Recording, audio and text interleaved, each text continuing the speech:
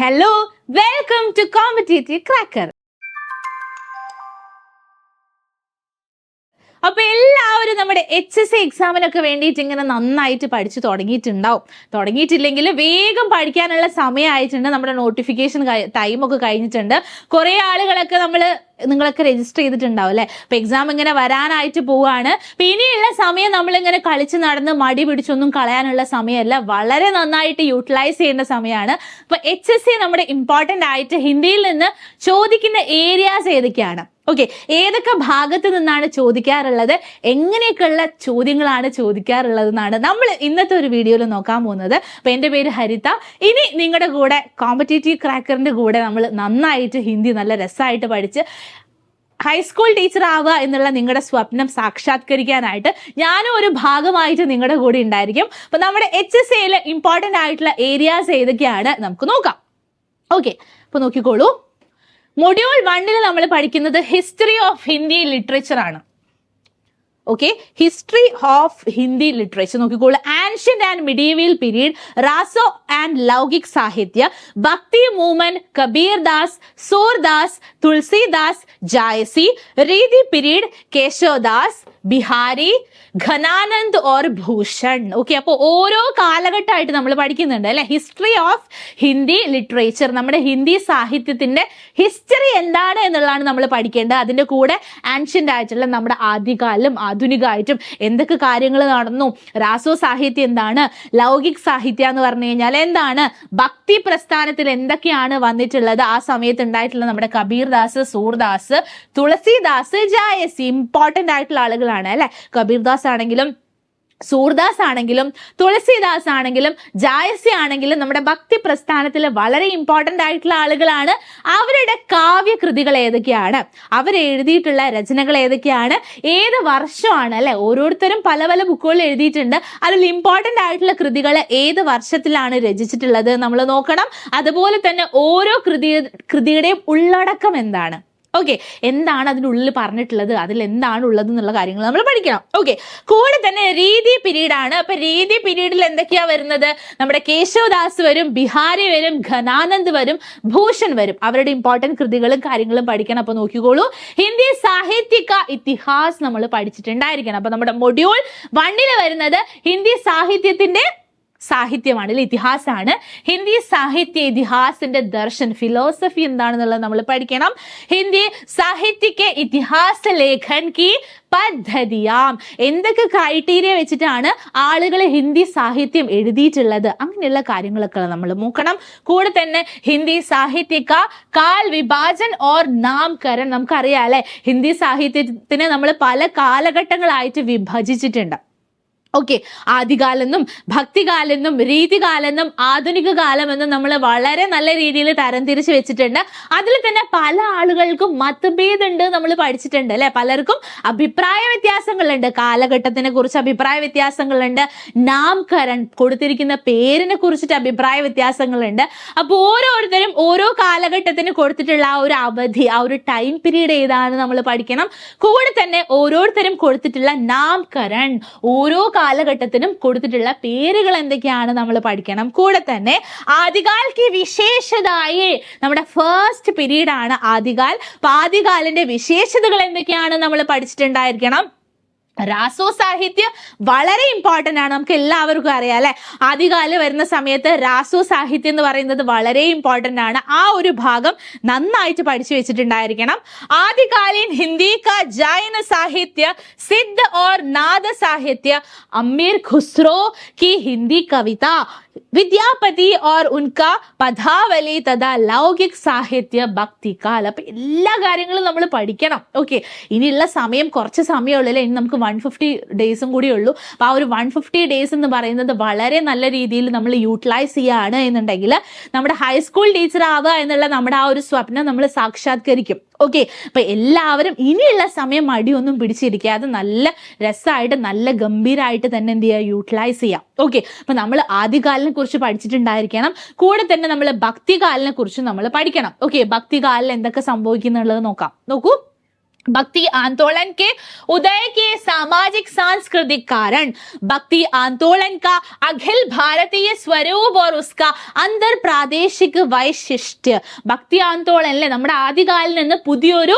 രൂപം, പുതിയൊരു കാലഘട്ടം വരെയാണ് ഭക്തികാലം എന്ന് പറയുന്ന സമയത്ത്. ആ ഒരു സമയത്ത് ഉണ്ടായിട്ടുള്ള സാംസ്കാരികമായിട്ടും അതുപോലെ സാമൂഹികമായിട്ടും ഒക്കെ ഉണ്ടായിട്ടുള്ള കാര്യങ്ങൾ എന്തുകൊണ്ടാണ് ഭക്തികാലം എന്ന് പറയുന്ന ഒരു മൂവ്മെന്റ്, ഒരു പ്രസ്ഥാനം ഉണ്ടാവാനായിട്ടുള്ള ഒരു സമയം എന്താണ്, എന്തുകൊണ്ടാണ് ഉണ്ടായിട്ടുള്ളത്, അങ്ങനെയുള്ള കാര്യങ്ങളെ കൂടെ ഭക്തി കാവ്യക്ക് സാമാജിക് സാംസ്कृतिक पृष्ठभूमि आलवार संत भक्ति काव्य के प्रमुख संप्रदाय और उनका वैचारिक आधार निर्गुण सरगुण कवि और उनका काव्य. നമ്മുടെ എല്ലാവരും അല്ലെ സഗുൺ ഭക്തി കാവ്യധാരയിൽ ആരൊക്കെ വരുന്നുണ്ട്, നിർഗുൺ ഭക്തി കാവ്യധാരയിൽ ആരൊക്കെ വരുന്നുണ്ട്, ആരൊക്കെയാണ്, ഓരോന്നും തമ്മിലുള്ള വ്യത്യാസങ്ങൾ എന്തൊക്കെയാണ്, ആ ഒരു സമയത്ത് ഉണ്ടായിട്ടുള്ള കൃതികളിലെ ആ മൊത്തത്തിൽ എന്തിനെ കുറിച്ചാണ് അവർ പ്രതിപാദിച്ചിട്ടുള്ളത്, അങ്ങനെയുള്ള കാര്യങ്ങളൊക്കെ നന്നായിട്ട് പഠിച്ചു വെച്ചിട്ടുണ്ടായിരിക്കണം. അപ്പൊ നമ്മുടെ ഹിന്ദിയുടെ ലിറ്ററേച്ചറിന്റെ ആ ഒരു ഹിസ്റ്ററി പഠിക്കുന്ന സമയത്ത് ആ ഓരോരോ കാലഘട്ടവും ആ ഓരോ കാലഘട്ടത്തിൽ ഉണ്ടായിട്ടുള്ള മാറ്റങ്ങളും കവികളും അവരുടെ കൃതികളും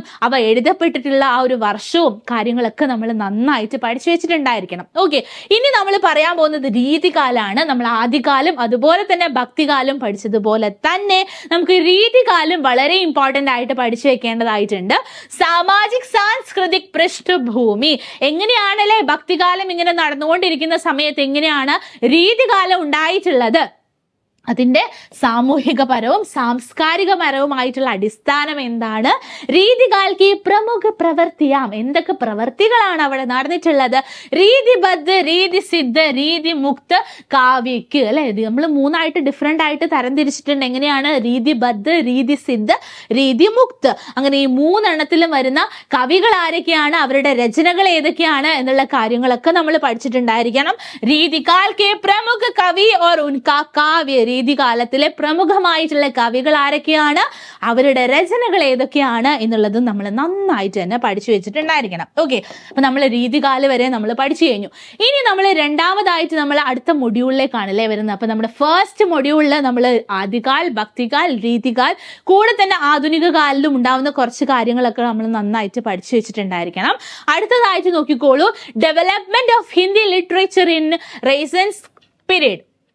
നോക്കിക്കോളൂ, Bharatendu and Dwivedi period, Bharatendu Harishchandra, Mahavir Prasad Dwivedi, Maithili Sharan Gupt, Jaishankar Prasad or Premchand. അപ്പൊ നമ്മൾ ഈ ഒരു കാലഘട്ടത്തിൽ ആരെ കുറിച്ചൊക്കെയാണ് നമ്മൾ പഠിക്കേണ്ടത്, ഭാരതേന്ദു ആൻഡ് ദ്വിവേദി യുഗമാണ്. ഭാരതേന്ദു യുഗവും അതുപോലെ തന്നെ ദ്വിവേദി യുഗത്തിൽ നടന്നിട്ടുള്ള കാര്യങ്ങളെ കുറിച്ചാണ് നമ്മൾ പഠിക്കേണ്ടത്. അതിൽ നമ്മൾ ഇമ്പോർട്ടന്റ് ആയിട്ട് പഠിക്കേണ്ട ആളുകൾ ആരൊക്കെയാണ്, ഭാരതേന്ദു ഹരിശ്ചന്ദ്ര വളരെ ഇമ്പോർട്ടന്റ് ആയിട്ടുള്ള ആളാണ്.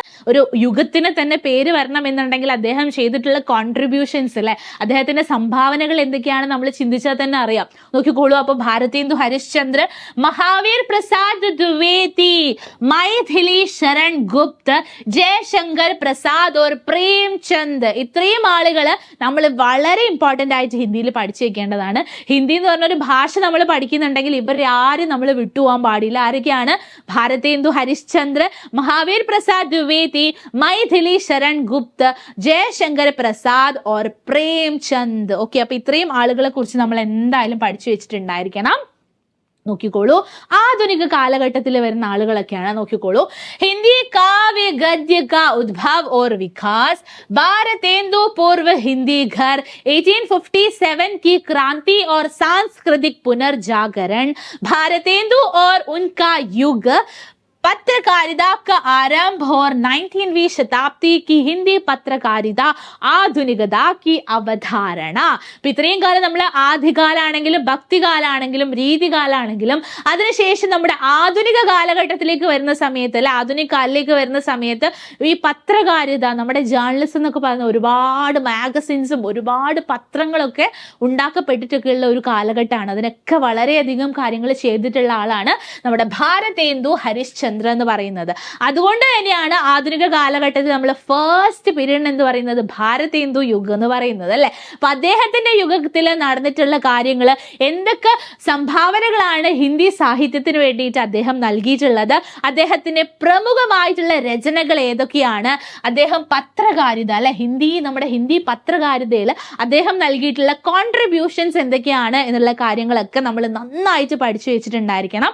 വളരെ ഇമ്പോർട്ടന്റ് ആണ്. നമ്മളെ ഭാരതേന്ദു ആണെങ്കിലും അതുപോലെ തന്നെ നമ്മുടെ മഹാവീർ പ്രസാദ് ദ്വിവേദി ആണെങ്കിലും ഒക്കെ തന്നെ നമ്മൾ വളരെ ഇമ്പോർട്ടന്റ് ആയിട്ട് പഠിച്ചു വെച്ച് പോകേണ്ട കാലമാണ്. നോക്കിക്കോളൂ, അടുത്തതായിട്ട് ദ്വിവേദി യുഗമാണ്.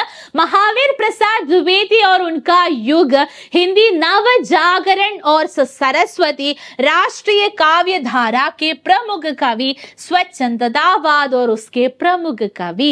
ഈ ഒരു ഭാഗത്ത് നമ്മൾ മഹാവീർ പ്രസാദ് ദ്വിവേദിനെ കുറിച്ച് പഠിക്കണം. ഓക്കെ, അപ്പൊ നമ്മൾ ഭാരതേന്ദു എന്ന് പറയുന്ന ആള് ഹിന്ദി സാഹിത്യത്തിൽ ഒരുപാട് സംഭാവനകൾ നൽകി എന്ന് പറഞ്ഞതുപോലെ തന്നെ ഹിന്ദി സാഹിത്യത്തിൽ ഒരുപാട് നമ്മളെ സരസ്വതി പത്രികയൊക്കെ വഴി ഒരുപാട് കോൺട്രിബ്യൂഷൻസ് നൽകിയിട്ടുള്ള ആളാണ് മഹാവീർ പ്രസാദ് ദ്വിവേദി. ഓക്കെ, അപ്പൊ അദ്ദേഹത്തിന് ഒരു യുഗത്തിന്റെ പേര് കൊടുക്കണം എന്നുണ്ടെങ്കിൽ അദ്ദേഹം ഒരുപാട് സംഭാവനകൾ നൽകിയിട്ടുണ്ട് അല്ലെ. അപ്പൊ അദ്ദേഹത്തിനെ കുറിച്ച്, അദ്ദേഹത്തിന്റെ യുഗത്തിലെ സ്പെഷ്യാലിറ്റികളെ കുറിച്ച്, ആ ഒരു സമയത്ത് സരസ്വതി പത്രിക വളരെ ഇമ്പോർട്ടന്റ് ആണ്. അപ്പൊ ആ സരസ്വതി പത്രികയെ കുറിച്ച് അങ്ങനെയുള്ള കാര്യങ്ങളും കൂടെ തന്നെ രാഷ്ട്രീയ കാവ്യധാരാക്കെ പ്രമുഖ കവി, ആ ഒരു സമയത്ത് ഒരുപാട് കവികൾ ഉടലെടുത്തിട്ടുണ്ട്. അവരെ കുറിച്ച്, അവരുടെ കൃതികളെ കുറിച്ച്, അങ്ങനെയുള്ള കാര്യങ്ങളൊക്കെ നമ്മൾ നന്നായിട്ട് പഠിച്ചു വെച്ചിട്ടുണ്ടായിരിക്കണം. Okay, yes. ഇനി നോക്കിക്കോളൂ, വളരെ വളരെ ഇമ്പോർട്ടന്റ് ആയിട്ടുള്ള ഒരു കാര്യമാണ് അല്ലെ. നോക്കിക്കോളൂ, HSA ഇനി പഠനം നിങ്ങൾ ആഗ്രഹിച്ചെടുത്ത് തന്നെ. അപ്പൊ നോക്കിക്കോളൂ, 20 lakhs സ്കോളർഷിപ്പ് ആണല്ലേ നൽകുന്നത്. എങ്ങനെയാണ്? താഴെ നിങ്ങൾക്കൊരു ലിങ്ക് പിൻ ചെയ്ത് വെച്ചിട്ടുണ്ടായിരിക്കും. ആ ലിങ്കിൽ കയറിയിട്ട് നിങ്ങൾ രജിസ്റ്റർ ചെയ്യുക. അപ്പൊ രജിസ്റ്റർ ചെയ്യുന്ന ആളുകൾക്ക് ഒരു ഡെമോ, ഒരു എക്സാം നടക്കുന്നുണ്ടായിരിക്കും. ആ എക്സാമിൽ റാങ്ക് ഫസ്റ്റ് ആയിട്ട് വരുന്ന കുറച്ച് പേർക്ക് നമ്മുടെ HSA, നമ്മുടെ കോമ്പറ്റേറ്റീവ് ക്രാക്കറിന്റെ ക്ലാസ്സസ് ഒക്കെ നമ്മൾ എന്ത് ചെയ്യാണ്, ഫ്രീ ആയിട്ട് ഒരു സ്കോളർഷിപ്പ് പോലെ നിങ്ങൾക്ക് നൽകുകയാണ്. അപ്പൊ എല്ലാവരും എന്ത് ചെയ്യുക, താഴെ കൊടുത്തിട്ടുള്ള നമ്മൾ ഈ ഒരു ലിങ്കിൽ ജോയിൻ ചെയ്യുക, ലിങ്കിൽ പോവുക, രജിസ്റ്റർ ചെയ്യുക, എന്നിട്ട് എക്സാംസ് ഒക്കെ നന്നായിട്ട് എഴുതുക. ഇത് നല്ലൊരു അടിപൊളിയായിട്ടുള്ള ഒരു സുവർണ അവസരമാണ്. ആരും മിസ് ചെയ്യരുത്. ഇനി ഒരു 150 days കൂടെ മാത്രമേ ഉള്ളൂ. HSA എക്സാം അതാ നമ്മുടെ ഇങ്ങനെ അടുത്തടുത്ത് വരികയാണ്.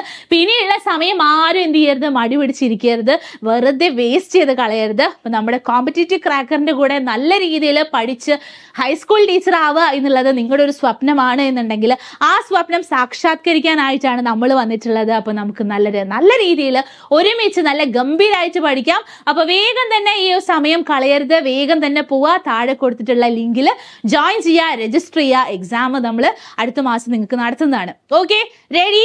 യെസ്. ഇനി വളരെ ഇമ്പോർട്ടന്റ് ആയിട്ടുള്ള നമ്മുടെ അടുത്ത മൊഡ്യൂളിലേക്ക് നമ്മൾ വരികയാണ്. നമ്മുടെ 3rd മൊഡ്യൂളിൽ നമ്മൾ പഠിക്കാനുള്ളത് modern and contemporary literary trends up to 2000 ആണ്. നോക്കിക്കോളൂ, ഛായാവാദ്, പ്രഗതിവാദ്, प्रयोगवादी, नई कविता, समकालीन कविता, स्वातंत्र्योत्तर हिंदी उपन्यास, कहानी, नाटक और आलोचना, Hindi literature in Kerala, pre and post independent period. അപ്പൊ ഈ ഒരു കാലത്തിൽ നമ്മൾ പഠിക്കേണ്ടത്, നമ്മൾ പറഞ്ഞിട്ടുണ്ട് അല്ലെ, നമ്മുടെ ആധുനിക കാലത്തില് ഭാരതേന്ദു യുഗം അതുപോലെ തന്നെ ദ്വിവേദി യുഗം കഴിഞ്ഞു കഴിഞ്ഞാൽ ഇമ്പോർട്ടന്റ് ആയിട്ട് വരുന്ന യുഗങ്ങളാണ് ഛായാവാദ്, പ്രഗതിവാദ്, പ്രയോഗവാദി അല്ലെങ്കിൽ നൈ കവിത, സമകാലീൻ കവിത, സ്വാതന്ത്ര്യോത്തർ ഹിന്ദി ഉപന്യാസ്. ആ ഒരു സമയത്ത് ഉണ്ടായിട്ടുള്ള നോവലില്, കഥയില്, നാടകത്തില്, ആലോചന, അതായത് ക്രിറ്റിസിസത്തിൽ നടന്നിട്ടുള്ള ഡിഫറെന്റ് ആയിട്ടുള്ള കാര്യങ്ങൾ, ഈ കാര്യങ്ങളൊക്കെ നമ്മൾ പഠിക്കണം. കൂടെ തന്നെ നമ്മുടെ കേരളത്തില് ഹിന്ദി ലിറ്ററേച്ചർ ഇൻ കേരള അല്ലെ, നമ്മുടെ കേരളത്തിലും ഒരുപാട് ഹിന്ദി റൈറ്റേഴ്സ് ഉണ്ടായിട്ടുണ്ട്. ഓക്കെ, അവരും ഒരുപാട് ഹിന്ദി പത്രികകളും അതായത് നമ്മുടെ മാസികകളും പത്രങ്ങളൊക്കെ ഉണ്ടായിട്ടുണ്ട്. അപ്പൊ അതിനെ കുറിച്ചിട്ടുള്ള കാര്യങ്ങളൊക്കെ നമ്മൾ പഠിച്ചിട്ടുണ്ടായിരിക്കണം. അപ്പൊ നോക്കിക്കോളൂ, ഛായാവാദ് എന്ന് പറയുന്ന സമയത്ത് നോക്കാം, ഛായാവാദി काव्य के प्रमुख विशेषताएं, छायावाद के प्रमुख कवि, प्रगतिवाद की अवधारणा, प्रगतिवादी काव्य और उसके प्रमुख कवि, प्रयोगवाद और नई कविता, नई कविता के कवि, समकालीन कविता, वर्ष 2000 तक സമകാലീൻ സാഹിത്യക് പത്രകാരിത. അപ്പൊ എന്തൊക്കെ കാര്യങ്ങളാണ് മനസ്സിലായിട്ടുണ്ടാവും അല്ലെ, എന്താണ് ഛായാവാദിൽ ഉണ്ടായിട്ടുള്ള പ്രമുഖമായിട്ടുള്ള വിശേഷതകൾ എന്തൊക്കെയാണ് അല്ലെ. നമ്മുടെ ഭാരതേന്ദു യുഗമാണെങ്കിലും ദ്വിവേദി യുഗത്തിൽ നിന്നൊക്കെ വളരെ ഡിഫറെൻ്റ് ആയിട്ടുള്ള രീതിയിലുള്ള കൃതികളാണ് ഛായാവാദിൽ ഉണ്ടായിട്ടുള്ളത് അല്ലേ. അപ്പൊ ആ ഒരു കാലഘട്ടത്തിൽ ഉണ്ടായിട്ടുള്ള പ്രമുഖമായിട്ടുള്ള കവികൾ ഇമ്പോർട്ടൻ്റ് ആണ്. ആ ഒരു സമയത്ത് അവർ രചിച്ചിട്ടുള്ള ആ രചനകളും ഇമ്പോർട്ടൻ്റ് ആണ്. അപ്പോൾ ഓരോന്നും പഠിക്കുക, ഓരോന്നിൻ്റെയും വർഷമൊക്കെ നന്നായിട്ട് പഠിച്ചു പോകണം. അതുപോലെ തന്നെ പ്രഗതിവാദാണെങ്കിലും പ്രയോഗവാദാണെങ്കിലും നൈ കവിതയാണെങ്കിലും ആ എല്ലാ സമയത്തും അല്ലെ നമ്മുടെ 2000 വരെ ഉണ്ടായിട്ടുള്ള സമകാലീൻ കവിതകളും കൂടെ തന്നെ നമ്മുടെ കേരളത്തിൽ ഒരുപാട് ഹിന്ദി റൈറ്റേഴ്സ് ഉണ്ടായിട്ടുണ്ട്. അവരുടെ ആ ഒരു കോൺട്രിബ്യൂഷൻസ് എന്തൊക്കെയാണ് നമ്മുടെ ഹിന്ദി സാഹിത്യത്തിലേക്ക് വരുന്ന സമയത്ത് കേരളയിൽ നിന്നുണ്ടായിട്ടുള്ള അല്ലെ നമ്മുടെ കേരളത്തിൽ നിന്നുണ്ടായിട്ടുള്ള ആ ഒരു സംഭാവനകൾ എന്തൊക്കെയാണ് എന്നുള്ള കാര്യങ്ങളും കൂടെ നമ്മൾ നന്നായിട്ട് പഠിച്ചു വെച്ച് പോകണം. ഓക്കെ, അടുത്തതായിട്ട് നമ്മൾ പഠിക്കേണ്ട കാര്യം എന്താണെന്ന് നോക്കിക്കോളൂ. മൊഡ്യൂൾ 4 ആണ് ഹിസ്റ്ററി ഓഫ് ഹിന്ദി ലിറ്ററേച്ചർ. നമ്മുടെ ഹിന്ദി ഭാഷയുടെ ആ ഒരു ലിറ്ററേച്ചർ എന്തൊക്കെയാണ് അല്ലെ, ഭാഷയിൽ ഉണ്ടായിട്ടുള്ള അതിന്റെ ഹിസ്റ്ററി എന്തൊക്കെയാണ് എന്നാണ്. നോക്കിക്കോളൂ. Origin and development of Hindi language, classification of language, ഭാഷാ പരിവാർ, ഭാരതീയ ആര്യ ഭാഷയെ, ഹിന്ദി കി ബോലിയ, ദേവനാഗരി ലിപി. അപ്പൊ നമുക്കറിയാം അല്ലെ, നമ്മൾ ഒരുപാട് കാര്യങ്ങൾ അറിയാം. നമ്മൾ ഖടി, ബോലി, അവധി, ബ്രജ് എന്നൊക്കെ പറഞ്ഞിട്ട് നമ്മുടെ ഹിന്ദിയിൽ തന്നെ ഫേമസ് ആയിട്ടുള്ള രചനാകാര് അവർ എഴുതിയിട്ടുള്ള ഭാഷകൾ, ചിലർ എഴുതിയിട്ടുള്ള അവധി ഭാഷയിലാണ്, ചിലർ ബ്രജ് ഭാഷയിലാണ്, ചിലർ ഖടി ബോലിയിലാണ്. അപ്പൊ ആ ഒരു കാര്യങ്ങളൊക്കെ നോക്കുന്ന സമയത്ത് നമ്മുടെ ഹിന്ദി ഭാഷയുടെ ഹിസ്റ്ററി, ചരിത്രം നമ്മൾ പഠിച്ചിട്ട് വരണം. ഏതൊക്കെ ഉപഭാഷകളുണ്ട്, ഏതൊക്കെ ഭാഷകളുണ്ട്, ഏതൊക്കെ ബോലികളുണ്ട്, ഏതൊക്കെ ലിപികളുണ്ട്, അങ്ങനെയുള്ള കാര്യങ്ങളൊക്കെ നമ്മൾ പഠിച്ചു കഴിഞ്ഞാൽ മാത്രമേ നമുക്ക് നന്നായിട്ട് എക്സാം എഴുതാനായിട്ട് സാധിക്കുകയുള്ളൂ. ഓക്കെ, അപ്പൊ നോക്കൂ. हिंदी भाषा और उसका विकास, हिंदी की ऐतिहासिक पृष्ठभूमि, प्राचीन भारतीय आर्य भाषाएं, मध्यकालीन भारतीय आर्य भाषाएं, पाली, प्राकृत, अपभ्रंश, शैरसेनी, अर्धमागधी, मागधी, अपभ्रंश और उनकी विशेषताएं, अपभ्रंश, अवहड और पुरानी हिंदी का संबंध, आधुनिक भारतीय आर्य भाषाएं और उनका वर्गीकरण. അപ്പൊ എന്താ പറഞ്ഞിട്ടുള്ളത്, നമ്മുടെ ഭാഷയിൽ ഒരുപാട് ഡിഫറെന്റ് ഉപഭാഷകളുണ്ട്. ഓക്കെ, അപ്പൊ ആ ഉപഭാഷകളെ കുറിച്ച്, ആ സമയത്ത് ഉണ്ടായിട്ടുള്ള ഭാരതീയ ആര്യ ഭാഷകളെ കുറിച്ച്, നമ്മുടെ പാലി ആണെങ്കിലും പ്രാകൃത ആണെങ്കിലും അപഭ്രംശ ആണെങ്കിലും എല്ലാത്തിനും ഒരുപാട് ഡിഫറെന്റ് ആയിട്ടുള്ള ഒരുപാട് ഇമ്പോർട്ടൻസ് ഉണ്ട്. അപ്പോൾ ആ ഒരു ഇമ്പോർട്ടൻസ്, എല്ലാത്തിൻ്റെ വ്യത്യസ്തതകൾ എന്തൊക്കെയാണ് അതിൻ്റെ മാറ്റങ്ങൾ, അങ്ങനെയുള്ള കാര്യങ്ങളൊക്കെ നമ്മൾ പഠിച്ചിട്ടുണ്ടായിരിക്കണം. ഇമ്പോർട്ടൻ്റ് ആണ്. അപ്പം ഇങ്ങനെയുള്ള ഹിന്ദി ഭാഷയുടെ ഹിസ്റ്ററി പഠിക്കുക എന്നുള്ളത് അല്ലെ, ഹിന്ദി ഭാഷയുടെ ആ ഒരു ഹിസ്റ്ററി എന്നുള്ളതും കൂടെ നമ്മൾ ലിറ്ററേച്ചറിൻ്റെ ഹിസ്റ്ററി മാത്രമല്ല, ആ ഭാഷയുടെ ആ ഒരു ഹിസ്റ്ററി, ചരിത്രം കൂടെ നമ്മൾ പഠിക്കണം. ഓക്കെ, ഇനി നോക്കിക്കോളൂ. ഹിന്ദി का भौगोलिक विस्तार, हिंदी की उपभाषाएं, पश्चिमी हिंदी, पूर्वी हिंदी, राजस्थानी, बिहारी तथा पहाड़ी वर्ग और उनकी बोलियां, खड़ी बोली, ब्रज और अवधि की विशेषताएं. അപ്പം ഇങ്ങനെയുള്ള നമുക്കറിയാം അല്ലെ, ഖടി ബോലിയുടെ ഓരോ ഭാഷയ്ക്കും ഓരോ ഡിഫറെൻ്റ് ആയിട്ടുള്ള കാര്യങ്ങളുണ്ട്. ഖടി ബോലി ആണെങ്കിലും ബ്രജ് ആണെങ്കിലും അവധ് ആണെങ്കിലും. അപ്പൊ ഓരോ ഭാഷയുടെയും ആ ഡിഫറെൻ്റ് ആയിട്ടുള്ള സ്പെഷ്യാലിറ്റികൾ എന്തൊക്കെയാണ് എന്നുള്ള കാര്യങ്ങളൊക്കെ പഠിക്കണം. ഓക്കെ, അങ്ങനെയുള്ള കാര്യങ്ങളൊക്കെ നമ്മൾ നന്നായിട്ട് പഠിച്ചു വെച്ച് കഴിഞ്ഞാൽ മാത്രമേ നമുക്ക് നന്നായിട്ട് എക്സാം എഴുതാനായിട്ട് സാധിക്കുകയുള്ളൂ. ഓക്കെ, നോക്കിക്കോളൂ. ഹിന്ദി का भाषिक स्वरूप, हिंदी की स्वनिम व्यवस्था, गद्य और गद्येतर हिंदी ध्वनियों के वर्गीकरण का आधार, हिंदी भाषा रचना, उपसर्ग, प्रत्यय, समास, हिंदी की रूप रचना, लिंग, वचन और कारक, व्यवस्था के संदर्भ में संज्ञा, सर्वनाम, विशेषण और क्रियारूप, हिंदी വാക്യ രചന. അപ്പൊ നമ്മൾ എങ്ങനെയാണെങ്കിലും ഒരു സെന്റൻസ് ഫോം ചെയ്യുന്നത്, അങ്ങനെ ആ സെന്റൻസ് ഫോം ചെയ്യാനായിട്ട് നമ്മൾ ഉപയോഗിക്കുന്ന ഈ സംജ്ഞ, സർവനാം, വിശേഷൻ, കാരകം എന്നൊക്കെ പറയുന്നത് എങ്ങനെയാണ് യൂസ് ചെയ്യുന്നത്, എങ്ങനെയാണ് എഴുതുന്നത്, ആ കാര്യങ്ങളൊക്കെ നമ്മൾ നന്നായിട്ട് പഠിച്ചു വെച്ചിട്ടുണ്ടായിരിക്കണം. Okay, yes. ഇനി നമ്മൾ 4ാമത്തെ മൊഡ്യൂളിലാണ് ഗ്രാമർ ആൻഡ് ലിംഗ്വിസ്റ്റിക്സ് വരുന്നത് അല്ലെ. അപ്പൊ നോക്കൂ. സംജ്ഞ, സർവനാം, വിശേഷൻ, ക്രിയ, കാരക്, വാച്യ, കാൽ, संरचना, ധ്വനി, രൂപ, വാക്യ, ശബ്ദ ഓർ അർത്ഥ അല്ലെ. എന്തൊക്കെയാ പഠിക്കാനുള്ള, സംജ്ഞ പഠിക്കണം, സർവനാം പഠിക്കണം. നമ്മൾ എല്ലാ കാര്യങ്ങളും പഠിച്ചിട്ടുണ്ടാവും അല്ലെ. സംജ്ഞ എന്താണ്, സംജ്ഞ എന്നൊക്കെ പറയുന്നത് വളരെ ബേസിക് ആയിട്ടുള്ള കാര്യങ്ങളാണ് സംജ്ഞ, സർവനാം എന്നൊക്കെ പറയുന്നത്. അപ്പൊ നമ്മുടെ ലാംഗ്വേജ് പഠിക്കുന്ന സമയത്ത് നമ്മൾ അതിന്റെ ലിറ്ററേച്ചറിന്റെ ഹിസ്റ്ററി മാത്രം പഠിച്ചാൽ പോരാ, ഭാഷയുടെ ചരിത്രം മാത്രം പഠിച്ചാൽ പോരാ, അതിന്റെ കൂടെ തന്നെ നമ്മൾ എന്തുകൂടെ പഠിക്കണം, ഗ്രാമറും കൂടെ പഠിച്ചിട്ടുണ്ടായിരിക്കണം അല്ലെ. സംജ്ഞ എന്താണ്, സർവനാം എന്താണ്, ലിപി എന്താണ്, എന്താണ്, അതുപോലെ തന്നെ ഭാഷ എന്താണ്, കാരകം എന്താണ്, ക്രിയ എന്താണ്, അങ്ങനെയുള്ള കാര്യങ്ങളും കൂടെ നമ്മൾ നന്നായിട്ട് പഠിച്ചു വെച്ചിട്ടുണ്ടായിരിക്കണം. അതിന്റെ കൂടെ നോക്കിക്കോളൂ, ഇനി നമ്മുടെ 6th മൊഡ്യൂളിൽ വരുന്നതാണ് literary thoughts eastern and western. Kavyabheda, Kavya Sampradaya, Ras, Alankar, Riti, Dhvani, വക്രോതി and ഔചിത്യ. അല്ലെ, നമുക്കറിയാം നമ്മൾ ഒരുപാട് രചയിതാക്കളെ കണ്ടിട്ടുണ്ട്. അപ്പൊ അവരുടെ ഓരോരുത്തരും കാവ്യത്തിനെ കുറിച്ചിട്ട് ഒരുപാട് പരിഭാഷയിൽ ഫിലോസഫിക്കലി ഒരുപാട് കാര്യങ്ങൾ പറഞ്ഞിട്ടുണ്ട്. അപ്പോൾ ഓരോരുത്തരുടെയും സിദ്ധാന്തങ്ങളെ കുറിച്ച്, അവർ ഓരോ സിദ്ധാന്തത്തിലും ഭാഷയെക്കുറിച്ച്, കാവ്യത്തെക്കുറിച്ച് എന്തൊക്കെയാണ് പറഞ്ഞിട്ടുള്ളത്, അല്ലെ കാവ്യ വിജ്ഞാനിൽ എന്തൊക്കെ കാര്യങ്ങളാണ് പറഞ്ഞിട്ടുള്ളത് എന്നുള്ളത് നമ്മൾ പഠിച്ചിട്ടുണ്ടാവണം. ശബ്ദശക്തി, അലങ്കാർ, അനുപ്രാസ്, ഉപമ, ഉത്പ്രേക്ഷ, രൂപക്, ശ്ലേഷ് ആൻഡ് യമക്. ഇതൊക്കെ നമുക്ക് അറിയാം, എന്തൊക്കെയാണെന്ന് അറിയാം. ആ കാര്യങ്ങളൊക്കെ നമ്മൾ ഗംഭീരമായിട്ട് പഠിക്കണം. ചന്ദ്, ദോഹ, ചൗപ്പൈ, സോൾട്ട, ഇന്ദ്രവർജ ആൻഡ് മാലിനി. അപ്പൊ ചന്ദ് എന്ന് പറയുന്നത് എന്താ നമുക്ക് അറിയാലോ, ചന്ദ് മുക്ത് എന്നൊക്കെ നമ്മൾ പറഞ്ഞിട്ടുണ്ട്. അപ്പോൾ കാവ്യത്തിലേക്ക് വരുന്ന സമയത്ത് ചന്ദിനെ കുറിച്ചും നമ്മൾ നന്നായിട്ട് പഠിച്ചിട്ടുണ്ടായിരിക്കണം. ഓക്കെ, ഇനി സാഹിത്യശാസ്ത്രത്തിൽ നമ്മൾ എന്തൊക്കെ കാര്യങ്ങളാണ് പഠിക്കേണ്ടതെന്നാണ് നോക്കിക്കോളൂ.